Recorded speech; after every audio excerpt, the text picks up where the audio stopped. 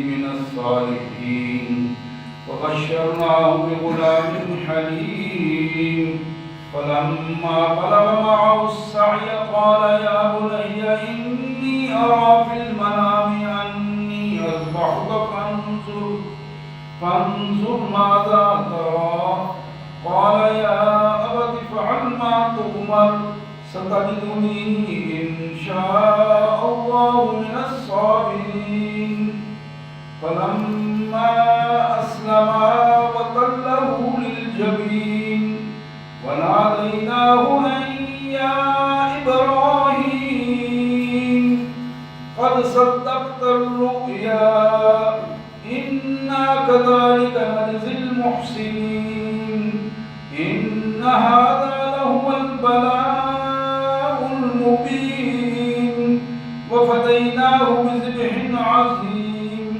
وتركنا عليه في الآخرين سلام على إبراهيم كذلك نجزي المحسنين إنه من عبادنا المؤمنين وبشرناه بإسحاق نبيا من الصالحين وباركنا عليه وعلى إسحاق ومن ذريتهما محسن وظالم لنفسه مبين آمنت بالله صدق الله العظيم اللهم صل على سيدنا ومولانا عبدك ورسولك وحبيبك محمد النبي الأمي وعلى آله وأصحابه وبارك وسلم. اللہ کی پاک کلام قرآن مجید میں یہ 23واں پارہ ہے اور سورہ صافات 23واں پارہ سورہ صافات یہ 23ویں پارے کا 7واں رکوع تھا جو پورا رکوع میں نے آپ کے سامنے تلاوت کیا ہے اور سورہ صافات کی آیت نمبر 75 سے لے کر آیت نمبر 113 تک آیت نمبر 75 سے آیت نمبر 113 تک حقیقت یہ پورے کا پورا واقعہ اور اس کے مقاصد اس کے اغراض اور اس کے نتائج ان آیات میں اللہ تبارک و تعالیٰ نے بڑے واضح انداز میں بتا دیے ہیں.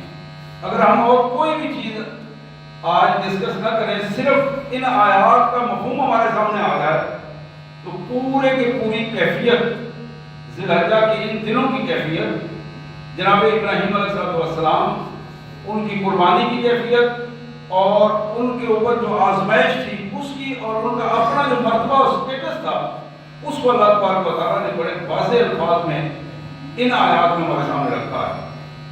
اور حقیقت یہ امت مسلمہ اللہ کا نمائندہ ہے. اس کائنات پر خلیفۃ اللہ فی الارض جناب آدم علیہ السلام کو اللہ تعالیٰ نے خلیفۃ اللہ فی الارض کا خطاب عطا فرمایا تھا اور فرشتوں کے سامنے بھی جب بات ہوئی تو یہی بات ہوئی تھی کہ انی جاعل فی الارض خلیفہ، میں اس زمین پر اپنا نائب اور خلیفہ بنانا چاہتا ہوں. اس خلافت میں جس شخص کا سب سے پہلے نام آیا وہ جناب آدم علیہ السلام تھے. انسانیت کا آغاز بھی انہی سے کیا، رسالت اور نبوت کا آغاز بھی انہی سے ہوا اور خلافت عرضی کا آغاز بھی جناب آدم علیہ السلام سے ہوا. اور اس حوالے سے قرآن مجید نے چند کردار ہمارے سامنے وہ جو مضبوط کردار ہیں ان کرداروں کو ہمارے سامنے رکھا ہے جن میں پہلا کردار جناب آدم علیہ السلام کا اور دوسرا کردار جناب نوح علیہ السلام کا ہے. جناب نوح علیہ السلام کا بڑا جاندار کردار قرآن نے پیش کیا ہے. پھر ایک ایسا کردار جس نے آنے والی پوری دنیا پر قیامت تک رہنے والے اثرات ڈالے ہیں، یہ تیسرا کردار ہے جو جناب ابراہیم علیہ السلام کا کردار ہے. اور یہی وجہ ہے کہ آج جب ہم پوری سنجیدگی کے ساتھ پوری دنیا کا جائزہ لیتے ہیں جہاں جہاں بھی کوئی مذہب نامی چیز موجود ہے اس مذہبی فرد کا اور مذہبی جماعتوں کا تعلق جو ہے وہ حضرت ابراہیم علیہ السلام سے جا ملتا ہے. یعنی یہ وہ کردار ہے جس کو کائنات کے مالک نے قیامت تک رہتی دنیا تک اس کردار کو زندہ کردار کی حیثیت سے ہمارے سامنے رکھا ہے. پھر ان کے بعد جناب موسیٰ علیہ السلام کا کردار ہے، اور ان کا کردار دنیا میں ایک الگ سے ایک اللہ تبارک و تعالیٰ نے کیفیت حق اور باطل کا ایک نمونہ پیش کیا، اور بالآخر محمد کریم رحمت للعالمین سید کائنات جناب خاتم الانبیاء صلی اللہ علیہ وسلم کا وہ کردار جو حق اور باطل کا ایک فائنل نمونہ تھا، ایک حتمی کیفیت تھی، اس کو ہمارے سامنے رکھا. تو حقیقت یہ آج کا کردار جس میں آج کے اس رکوع میں جناب موسیٰ جناب نوح علیہ السلام اور جناب ابراہیم ان دو کرداروں کو پیش کیا گیا، اور یہ اتنی اہم آیات ہیں، آپ سنیں گے تو آپ کو اس کا اندازہ ہوگا اللہ تبارک و تعالیٰ نے اس پورے واقعے کو کس انداز میں ہمارے سامنے رکھا ہے. آئیے میں اس کا مفہوم اور ترجمہ آپ کے سامنے رکھوں گا. بسم اللہ الرحمن الرحیم، اللہ کے مبارک نام سے جو بڑا مہربان بہت زیادہ رحم کرنے والا ہے. وَلَقَدْ نَادَا نُوحٌ فَنِعْمَ الْمُجِيبُونَ، ہم نے اپنے بندے، اپنے نبی، اپنے رسول جناب نوح علیہ السلام کو پکارا، ان کو دعوت دی. فَنِعْمَ الْمُجِيبُونَ، جتنی خوبصورتی کائنات میں ممکن ہو سکتی تھی اطاعت اور جواب دینے کی، وہ جناب نوح علیہ السلام نے پیش کر دی. اپنے آپ کو مکمل طور پر اللہ کے حضور اطاعت گزار بنا کر پیش کر دیا. وَنَجَّيْنَاهُ وَأَهْلَهُ مِنَ الْكَرْبِ الْعَظِيمِ، ہم نے جناب نوح علیہ السلام اور ان کے ساتھیوں کو ایک بہت بڑی اذیت ناک آزمائش سے نجات دی.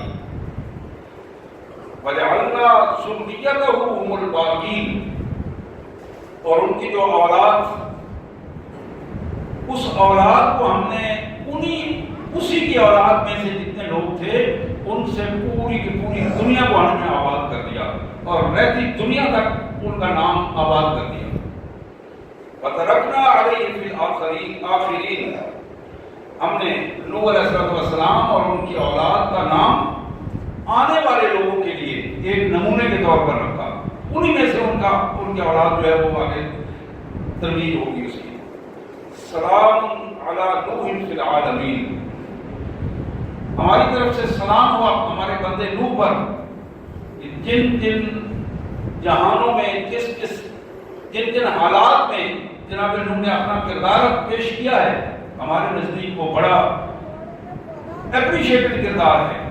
ہم اس کو انتہائی اہمیت دیتے. اللہ فرماتے ہیں سلام علی نوح فی العالمین انا کذالک نجزی المحسنین، بلا شبہ اسی طرح ہم اپنے نیک بندوں کو جزا دیتے ہیں. انہ من عبادنا المؤمنین، یہ نوح ہمارے تمام قسم کے یقین، اعتماد اور ایمان والے بندوں میں سے تھا.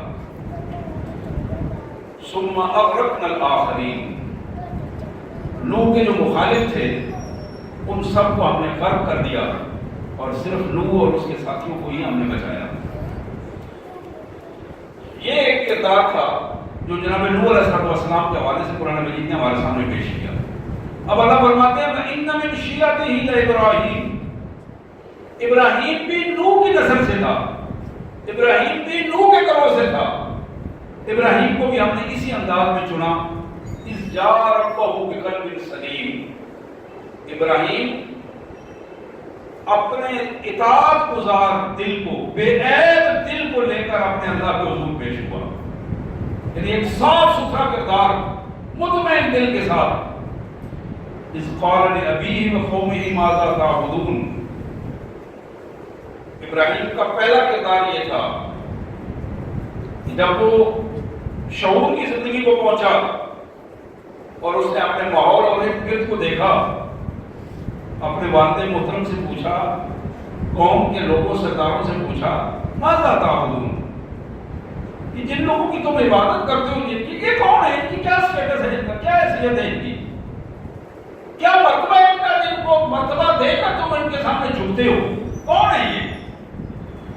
ایفکن آلہۃ دون اللہ تریدون، کیا اللہ کو چھوڑ کر تم شکوک و شبہات پر بنیادیں بنا کر ان کی عبادت کرنے کا ارادہ کر چکے ہو؟ اور میں تمہیں بتاؤں اور تم سے پوچھتا ہوں، فما ظنکم برب العالمین، رب کے بارے میں تمہارا کیا خیال ہے جو پوری کائنات کو پالنے والا ہے اور پوری کائنات کو جس نے پیدا کیا ہے، اس بادشاہ کے بارے میں تمہارا کیا خیال ہے؟ بھول چکی ہو تم اس کو تمہاری سوچوں میں بھی وہ نہیں ہے۔ فما ظنکم برب العالمین، یہ جملے 3 جملے قرآن کہتا ہے کہ یہ کہیں فنظر نظرۃ فی النجوم، اور پھر آسمان کے ستاروں اور موسم کی طرف دیکھتے ہوئے فرمایا فقال انی سقیم، آج میری طبیعت ٹھیک نہیں ہے۔ فتولوا عنہ مدبرین، اور جب انہوں نے ان کی قوم کے لوگوں نے یہ بات سنی تو وہ اس سے منہ موڑ کر اپنے فنکشن میں چلے گئے۔ فراغ الی آلہتہم، اب جناب ابراہیم علیہ السلام کو موقع ملا، اٹھے اور پوری تیاری کے ساتھ ان کے جھوٹے معبودوں کے اس عبادت خانے میں پہنچ گئے۔ فقال الا تاکلون، ان سے مخاطب ہو کر پوچھا وہ بھائی کہ جو تمہارے سامنے کھانے شانے پڑے ہوئے ہیں کیوں نہیں کھاتے ہو ان کو؟ کوئی فنکشن کا موقع تھا، سالانہ فنکشن تھا، وہ چڑھاوے سارے پڑے ہوئے تھے۔ یہ بالکل اس طرح آج بھی ہمارے ان قبروں پر اور ان عجیب قسم کے مزارات اور بعض تقدس کے نام پر اور بعض جہالت کے نام پر ہندو بھی مسلمان بھی اس انداز میں کرتے ہیں، بالکل اسی کیفیت میں۔ ایک بہت بڑا ہال تھا جس میں یہ سب کچھ تھا، اور بڑے سے لے کر چھوٹے اس بنجمیر تک جو کتوں کی صورت میں پڑے تھے ان کے سامنے وہ چڑھاوے پڑے تھے۔ ابراہیم پوچھنے لگے الا تاکلون، تمہارے سامنے طرح طرح کے کھانے پڑے، کھاتے کیوں نہیں ہو؟ دوسرا جو سوال کیا ما لکم لا تنطقون، بولتے کیوں نہیں ہو، میرا جواب کیوں نہیں دیتے ہو؟ جب یہ 2 جملے بول چکے فراغ علیہم ضربا بالیمین، پھر فرمایا کہ اب میں زبان سے بات نہیں کروں گا، دائیں ہاتھ اٹھایا اور پھر ان کے ٹکڑے ٹکڑے کر رکھ دیے، ایسی ضرب لگائی دائیں ہاتھ سے کہ ان کے ٹکڑے ٹکڑے کر دیے۔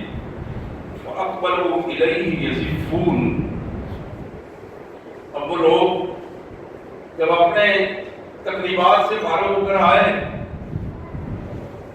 تو پھر بڑی عجیب کیفیت میں جب اپنے معبودان باطلہ کو دیکھا تو پھر چڑھائی کی صورت میں اور غم زدگی کی صورت میں وہ بڑے عجیب حالت میں تھے۔ قال اتعبدون ما تنحتون، جناب ابراہیم علیہ السلام پر جب چڑھائی کی تو انہوں نے ان سے پوچھا کیا تم ان کی عبادت کرتے ہو جو اس پوزیشن میں بھی نہیں ہے کہ نہ کھا سکے، نہ بات کر سکے، نہ کسی کو سن سکے، نہ جواب دے سکے؟ واللہ خلقکم وما تعملون، اور سنو تمہیں بھی اللہ نے پیدا کیا ہے، اور جو کچھ یہ تم سب کچھ دیکھ رہے ہو اپنے سامنے، یہ تمہاری کائنات اور تمہارے اعمال کے بھی اللہ کی طرف سے تخلیق کردہ ہیں۔ اب جب حضرت ابراہیم علیہ السلام کا یہ خطبہ جاری تھا، ان کا جو بڑا بادشاہ تھا اس نے کہا فَقُولُوا لَهُ بُنْيَانًا، اس نے کہا اس کو چھوڑو، اس سے تو بات ہوتی رہی، تم ایک بہت بڑی بلڈنگ بناؤ، ایک 4 دیواری بناؤ بڑی سی، اس میں آگ جلاؤ، فَأَلْقُوهُ فِي الْجَحِيمِ، اور اس بڑھتی ہوئی آگ میں اس کو ڈالو، اس کو زندہ رہنے کا کوئی حق نہیں ہے، نعوذ باللہ۔ فَأَرَادُوا بِهِ كَيْدًا فَجَعَلْنَاهُمُ الْأَسْفَلِينَ، ان سب نے مل کر، پوری قوم نے مل کر، اکیلے ہمارے بندے ابراہیم کے خلاف پوری قوم نے مل کر سازش کی، اور اس سازش کے ذریعے وہ ان کو مارنا چاہتے تھے۔ فَجَعَلْنَاهُمُ الْأَسْفَلِينَ، اور پھر ہم نے ان کو ذلت اور رسوائی کا نمونہ بنا دیا۔ ابراہیم کے مقابلے میں ان سب کو ہم نے فَجَعَلْنَاهُمْ، ان سب کو ہم نے اسفلین، ذلت اور رسوائی کا نمونہ بنا دیا۔ اب یہ ایک پیراگراف تھا جو کائنات کے مالک نے ابراہیم علیہ السلام کی زندگی کا ایک حصہ ہمارے سامنے رکھا.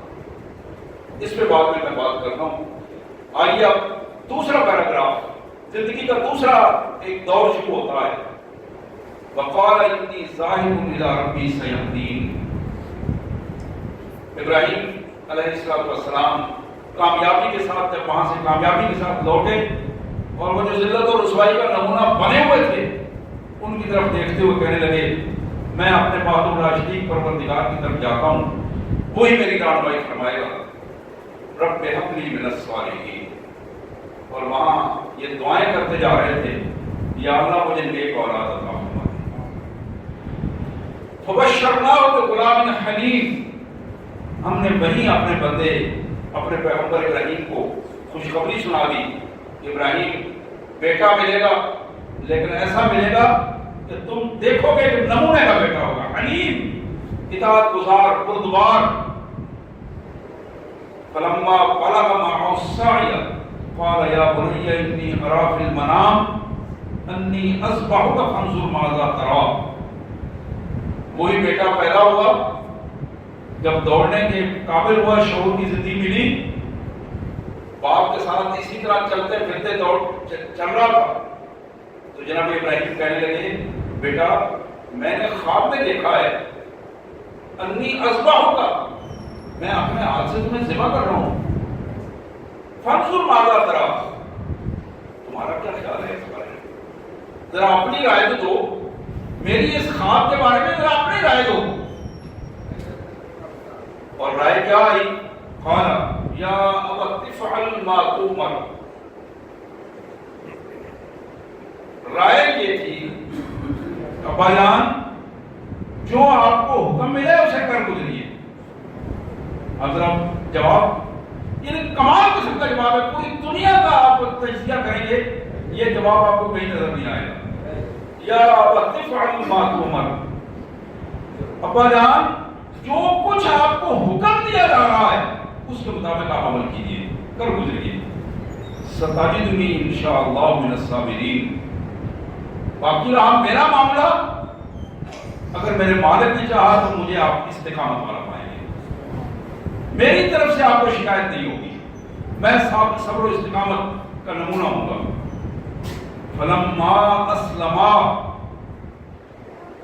اللہ فرماتے ہیں اب دونوں نے اللہ کے سامنے اپنے آپ کو اطاعت گزاری کا نمونہ بنا دیا. وَتَلَّهُ لِلْجَبِينِ. اور پیشانی کے بل حضرت اسماعیل علیہ السلام کو جناب ابراہیم نے لٹا دیا. لٹا کے جب وہ چھری پھیرنے لگے اور اس کیفیت میں اپنا انتہائی عمل انہوں نے وجود میں لے آئے. وَنَادَيْنَاهُ يَا إِبْرَاهِيمُ. اللہ فرماتے ہیں کہ ہم نے پھر ڈائریکٹ اپنے بندے ابراہیم کو پکار کے کہا ابراہیم قد صدقت الرؤیا. تم نے اپنا خواب سچ کر دکھا دیا، تم نے اپنا فرض مکمل کر دیا، بس اب اس سے آگے نہیں. قد صدقت الرؤیا، معاملہ مکمل ہو گیا ہے. انا کذالک نجزی المحسنین. ہم اسی طرح اپنے بندوں کو، نیک بندوں کو جزا دیتے ہیں. ہم آزمائش تو کرتے ہیں لیکن اس آزمائش کو ان کو ضائع نہیں ہونے دیتے. انا کذالک نجزی المحسنین. ان ھذا لہو البلاء المبین. یہ بہت بڑی آزمائش تھی جو ہم نے اپنے ان دونوں بندوں سے لی. یہ بہت بڑی آزمائش تھی. اور اس آزمائش کے بعد وَفَدَيْنَاهُ بِذِبْحٍ عَظِيمٍ. ہم نے ان کی طرف سے ایک خوبصورت قربانی کا بندوبست کیا. وَتَرَكْنَا عَلَيْهِ فِي الْآخِرِينَ. اور اس قربانی کے عمل کو ہم نے رہتی دنیا تک لوگوں میں حکم دے دیا کہ اس کو اسی انداز میں چلایا جائے. سلام علی ابراہیم.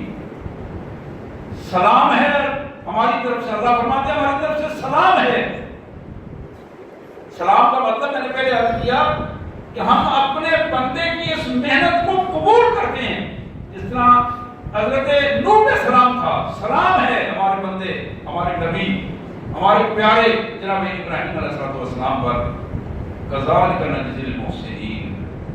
اسی طرح ہم اپنے نیک بندوں کو مراتب عطا کرتے ہیں۔ انہ من عبادنا المؤمنین، ابراہیم ہمارے سچے ایماندار بندوں میں سے تھا۔ وبشرناہ باسحاق نبیا من الصالحین۔ اب ایک یہ تیسرا حصہ اور آخری حصہ قرآن مجید ہمارے سامنے رکھتا ہے، وبشرناہ باسحاق نبیا من الصالحین۔ اب ہم نے ابراہیم علیہ السلام کو ان کے دوسرے بیٹے کی خوشخبری دی جو نبی بھی ہوگا اور نبیوں میں ایک صالحین میں کمال مرتبے پر ہوگا۔ وبارکنا علیہ وعلی اسحاق، اور ہم نے ابراہیم علیہ السلام پر برکتوں کا جہان تمام کر دیا اور ان برکتوں کو جناب اسحاق علیہ السلام پر بھی نازل کیا۔ ومن ذریتہما محسن وظالم وظالم لنفسہ مبین۔ ابراہیم اور اسحاق ان دونوں کی اولادوں میں سے نیک لوگ بھی تھے اور ایسے بھی جو اپنے نفس پر کھلے انداز میں ظلم کرنے والے بھی تھے۔ یہ دونوں کردار موجود ہیں۔ سبحان اللہ وبحمدہ، سبحان اللہ العظیم، نستغفر اللہ ونتوب الیہ، یا ارحم الراحمین، یا ذا الجلال والاکرام۔ حضرات، میں نے مجموعی طور پر 4 کردار آپ کے سامنے رکھے تھے، 5 کردار تو قرآن مجید نے آدم علیہ السلام کی صورت میں، جناب نوح علیہ السلام کی صورت میں، جناب ابراہیم علیہ السلام کی صورت میں، جناب موسیٰ علیہ السلام کی صورت میں، اور جناب محمد کریم صلی اللہ علیہ وسلم کی صورت میں۔ یہ 5 وہ نمونے کے کردار تھے جو انقلابی کردار ہیں، جنہوں نے معاشرے کو تبدیل کیا ہے، معاشرے پر اثرات ڈالے ہیں، سرزمینوں کو تبدیل کیا ہے۔ انہوں نے اپنے وقت کے طاغوت کے ساتھ ٹکر دی ہے اور اس کے بعد اللہ کا دین اور اللہ کا کلمہ وہاں بلند ہوا ہے۔ یہ 5 کردار قرآن نے ان کو سامنے رکھا۔ حضرات، آج کے جس کردار کے حوالے سے ہم بات کر رہے ہیں، جناب ابراہیم علیہ السلام ایک بڑا بنیادی کردار، اور اس کردار کا پہلا مرحلہ اکیلا آدمی، اپنے گھر والے بھی مخالف، قوم بھی مخالف، اور وقت کا بادشاہ اور اس کا سارا سٹاف اور پوری گورنمنٹ وہ بھی مخالف ہے۔ اب یہ اکیلا انسان جس کو اللہ تعالیٰ نے شعور دیا، ہدایت عطا فرمائی، اپنا نبی بنایا، رسول بنایا، اور دنیا میں ایک انقلابی کردار کے ساتھ بھجوایا، انہوں نے سب سے پہلے جس چیز کو دنیا کے سامنے رکھا وہ ہے توحید۔ توحید کا سبق رکھا دنیا کے سامنے، اور یہی وہ سبق ہے جو سارے انبیاء رکھتے رہے ہیں۔ ان سارے انبیاء کے کردار کی الگ کیفیت ہے، الگ نوعیت ہے، لیکن ابراہیم علیہ السلام نے جس انداز میں توحید کا کردار رکھا ہے، قرآن مجید نے بتایا کہ ابراہیم علیہ السلام اپنی ذات میں انجمن تھے، ایک پوری امت کا کردار تھا جو ابراہیم علیہ السلام ادا کر رہے تھے۔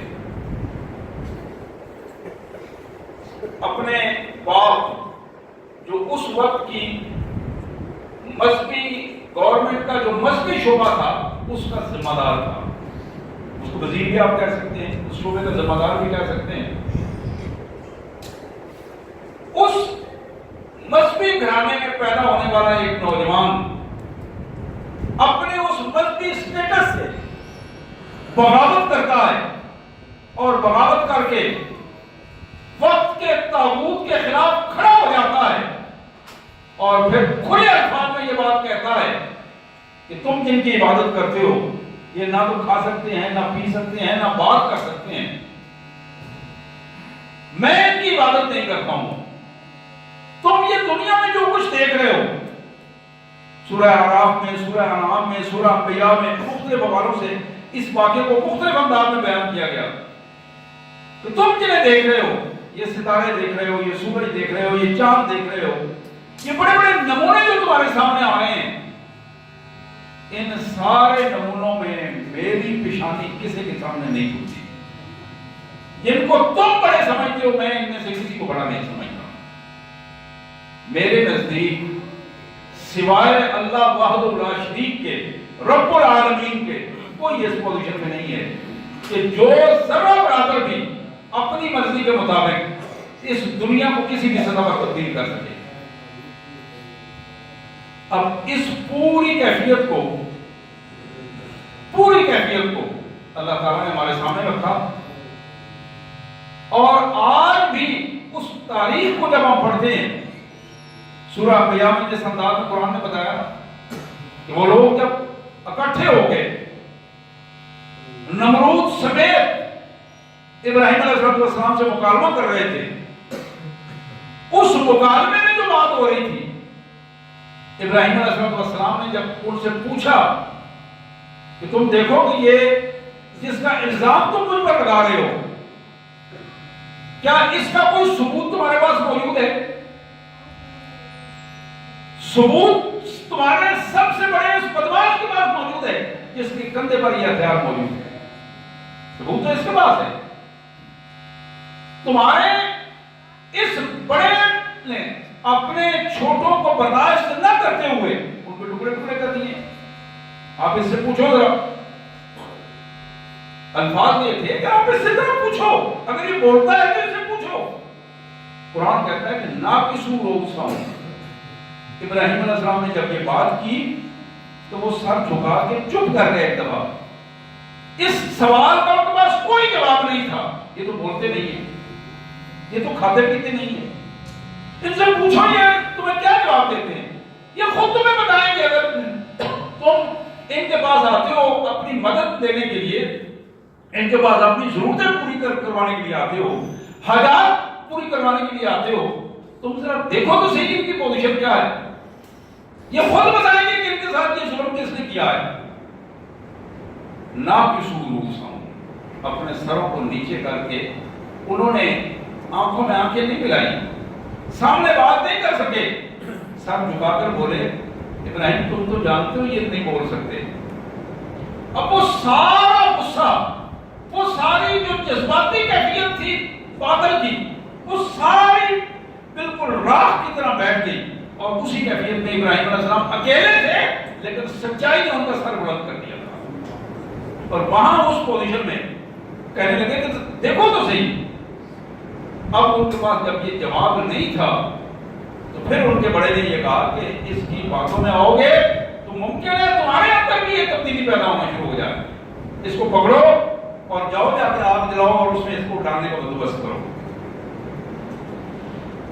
حضرات، بندہ مومن کی جو سب سے بڑی کاوش ہے، سب سے جو بنیادی ذمہ داری ہے، جو نبیوں کی ذمہ داری ہے، اور نبیوں کی جس ذمہ داری کے حوالے سے بندہ مومن کو جس انداز میں اس کا کردار ہمارے سامنے رکھا گیا ہے، اس میں سب سے پہلی چیز یہ ہے کہ وہ وقت کے تابوت کے سامنے کلمہ حق بلند کرے. یہ وہ بنیادی چیز ہے، اور یہی حضرت ابراہیم علیہ السلام نے کیا. یہی چیز محمد کریم صلی اللہ علیہ وسلم نے کی.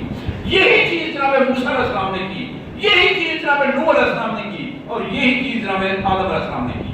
ان پانچوں کرداروں میں تبدیلی اور انقلابی کیفیت جو تھی وہ اسی انداز میں موجود تھی. آج بھی اگر اس دنیا میں کوئی فرد تبدیلی لانے کی بات کرتا ہے، دعویٰ کرتا ہے اور وہ مسلمان ہے، اس کے لیے سب سے بنیادی پہلو یہ ہے، سب سے پہلا کام یہ ہے کہ اس سرزمین پر جس پر وہ تبدیلی لانا چاہتا ہے، اللہ کی حاکمیت کو عملی زندگی میں اس کا اظہار کرے اور اس کو عملی زندگی میں لے آئے. یہ وہ تبدیلی ہے جو جس تبدیلی کا آغاز جس حوالے سے ہوگا.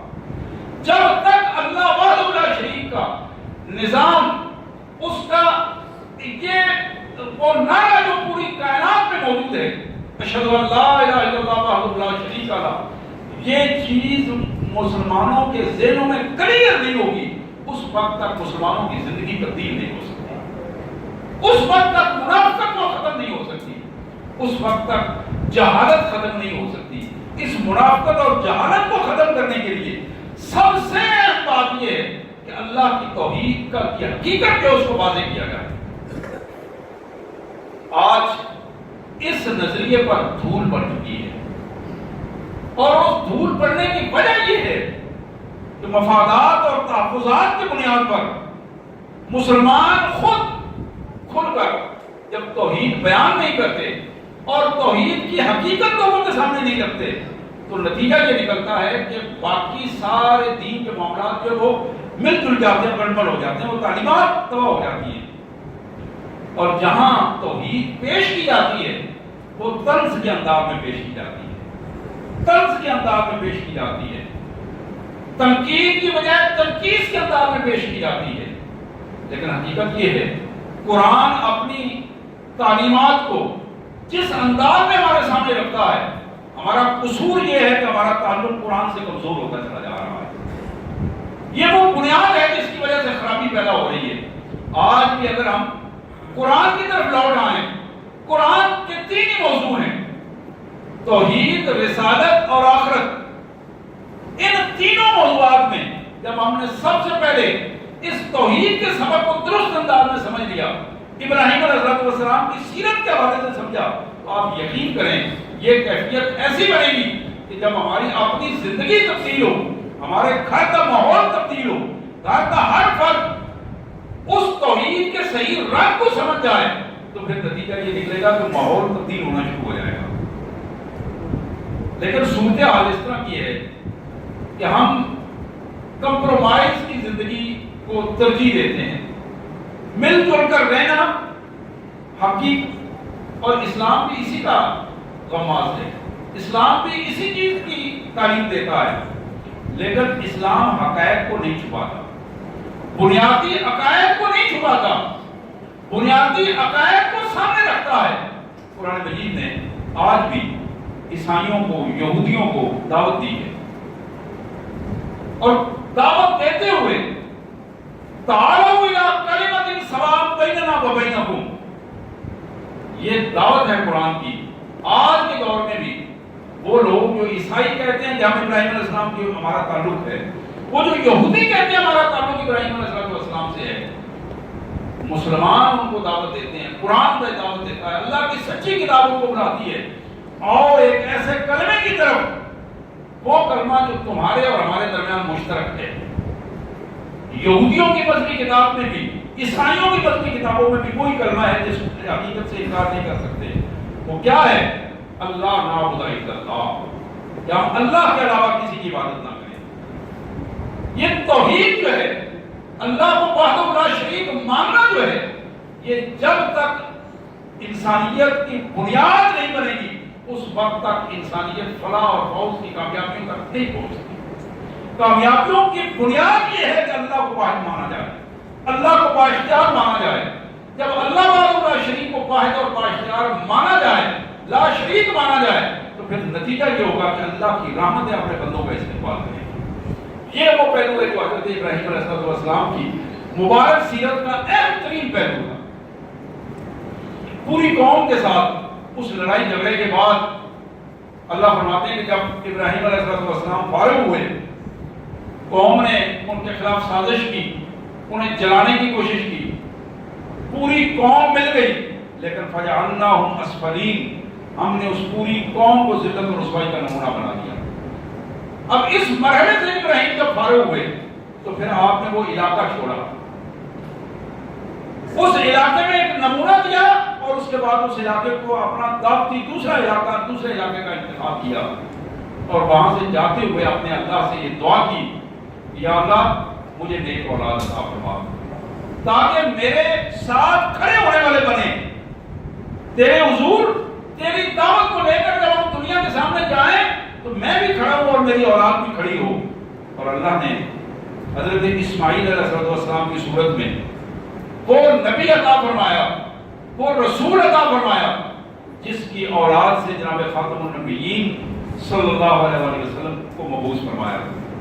اور پھر دوسرے بیٹے کی بشارت دی، جناب اسحاق علیہ السلام کی، نبی من الصالحین، نبی بھی، اور نبیوں میں جو صالح ترین لوگ ہیں ان میں حضرت اسحاق علیہ السلام کا نام تھا۔ حضرت اسحاق کے بارے میں بھی وہ دعا منظور ہوئی، اور اس انداز میں ان کے بیٹے یعقوب بھی نبی ہوئے، ان کے بیٹے یوسف بھی نبی ہوئے، اور پھر ان کے اولاد سے ہزاروں کی تعداد میں بنی اسرائیل کے انبیاء آئے، اور ایک پوری نسل تھی جس نسل کو فرعونیوں سے نجات دے کر کائنات کے مالک نے وقت کا امام بھی بنایا، خلافت عرضی کا نمونہ بھی انہیں دیا، لیکن وہ اس خلافت عرضی کو اللہ کے دیے ہوئے انعامات کو سنبھال نہ سکے، تو نتیجہ یہ نکلا اللہ تبارک و تعالیٰ نے انہیں ذلت و رسوائی کا نمونہ بنا دیا، مغضوب علیہ قوم قرار دیا۔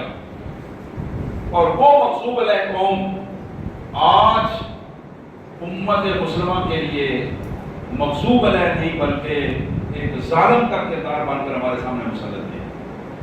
اس کی وجہ کیا ہے کہ آج اس مغضوب علیہ قوم کا کردار مسلمان ادا کر رہے ہیں، ان کی کرتوتیں، ان کی عادتیں، ان کے مفادات، ان کے تحفظات کا جو طریقے تھے وہ امت مسلمہ نے اختیار کیے ہیں۔ وہ مسلمانوں نے اپنے اندر یہودیوں والے کردار پیدا کر لیے ہیں، اور نتیجہ یہ نکلا ہے کہ اللہ تعالیٰ نے اس کی سزا کے طور پر یہودیوں کے اوپر مسلط کر دیا۔ حضرات، آج اس موقع پر کہ جب ہم حضرت ابراہیم علیہ السلام کا ذکر کر رہے ہیں اور وہ حالات کہ پوری امت کا ایک نمائندہ تعداد کعبۃ اللہ میں موجود ہے اور سنت ابراہیمی کے لیے اپنے آپ کو پوری دنیا کے سامنے وہاں پیش کی ہوئی ہے اور اللہ کے سامنے وہ پیش ہیں، ان حالات میں آج اس بات کی ضرورت ہے کہ ہم انفرادی طور پر بھی، اجتماعی طور پر بھی امت مسلمہ اس بات کا اقرار کرے کہ ہم حضرت ابراہیم علیہ السلام کی ملت کے ساتھ وابستہ ہیں، اور ہم اسی طرح تابوت کے سامنے کھڑے ہوں گے جس طرح حضرت ابراہیم علیہ السلام کھڑے ہوئے تھے۔ ہم اس رسول اللہ صلی اللہ علیہ وسلم سے پوچھا گیا ما ہی القضاء یا رسول اللہ، یہ سیاستہ کی حدیث ہے، اللہ کے رسول صلی اللہ علیہ وسلم یہ قربانیاں ہم کیوں کرتے ہیں؟ آپ نے فرمایا ملت و ابیکم ابراہیم، یہ قربانی تمہارے باپ ابراہیم کی سنت ہے، ان کا طریقہ ہے، اس لیے ہم کر رہے ہیں۔ حضرات، یہ قربانی بھی ان کا طریقہ ہے، اور تابوت کے سامنے کھڑا ہونا بھی ان کا طریقہ ہے، اور تابوت کو کنکر مارنا بھی ان کا طریقہ ہے۔ یہ سارے طریقے جو وقت کے ایک انقلابی لیڈر نے ہمارے سامنے رکھے تھے، اور پھر وہ طریقے جن پر عمل کر کے محمد کریم صلی اللہ علیہ وسلم خاتم النبیین صلی اللہ علیہ وسلم نے ایک انقلابی اور مختصر ترین وقت میں ایک تبدیلی لایا اور ایک انقلاب برپا کیا، ان حوالوں سے آج ان ساری سیٹوں کو، انبیاء کی سیٹوں کو جب ہم سامنے رکھتے ہیں تو یقین کیجئے آج جس حالت میں، جس ملک میں، جس سرزمین پر امت مسلمہ پریشان ہے، ذلت و رسوائی کا شکار ہے، ان سارے حالات میں ایک ہی طریقہ کار ہے کہ وہ واپس اپنے قرآن کی طرف آئے، واپس اپنے ان انقلابی لیڈروں کی تعلیمات کی طرف آئے، ابراہیم علیہ السلام کی طرف پلٹے، اللہ کے پیارے رسول محمد کریم صلی اللہ علیہ وسلم کی تعلیمات کی طرف پلٹیں، تو پھر ہمارے ہاں سکون بھی ہوگا، امن بھی ہوگا، پھر ہمارے گھروں میں بھی برکتیں ہوں گی، گلی محلوں میں بھی برکتیں ہوں گی۔ آج ہم نے یہودیوں کے پھیلائے ہوئے جال میں اور ہندوؤں کے پھیلائے ہوئے جال میں ہم پھنسے ہوئے ہیں، اور ہماری آنے والی نسلیں انہی جالوں میں تڑپ رہی ہیں، اور ہم ہیں کہ پھر اسی کیفیت میں بے حسی کی زندگی بسر کر رہے ہیں۔ اللہ سے دعا ہے اللہ تبارک و تعالیٰ اس کی توفیق عطا فرمائے۔ وآخر دعوانا الحمد للہ رب العالمین۔